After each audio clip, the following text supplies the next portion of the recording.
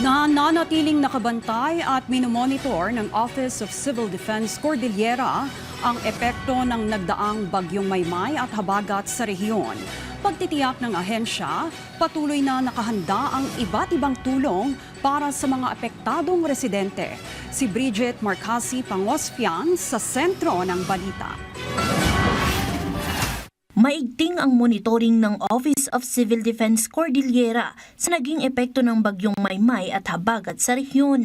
Nananatili namang nakahanda ang mga food at non-food items, communication systems at iba pa. So far po, sufficient naman po yung ating supplies dito sa rehiyon ng Cordillera. At kung meron naman pong pangailangan ay magre-request na lang po kami. Sa pinakahuling datos ng tanggapan, aabot sa 23,000 na pamilya na may mahigit 61,000 na individual ang apektado sa rehiyon.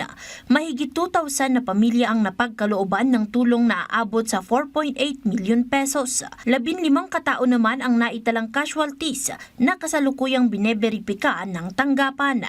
Mahigit 370 na kalsada at 5 tulay ang apektado. 7 kalsada ang hindi pa madaanan.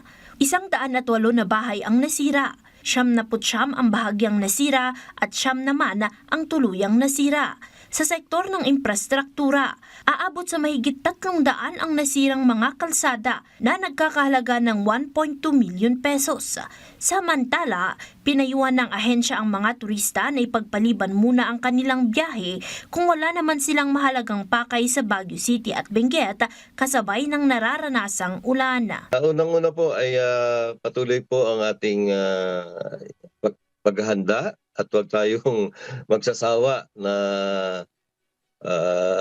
sa ating mga responses. Alagaan natin ang ating sarili dahil nga po ang sabi ng Pag-asa, ito po ay baka hanggang Huwebes po bago gumanda yung panahon. At meron na naman po tayong mga minomonitor outside of our Philippine Area of Responsibilities na mga adverse weather condition. Unang-una, ipagpaliban muna po yung mga pag-travel na hindi naman po importante. At yung tourism activities ay diniscourage muna natin. Bridget Marcasi Pangosfian para sa Bayan.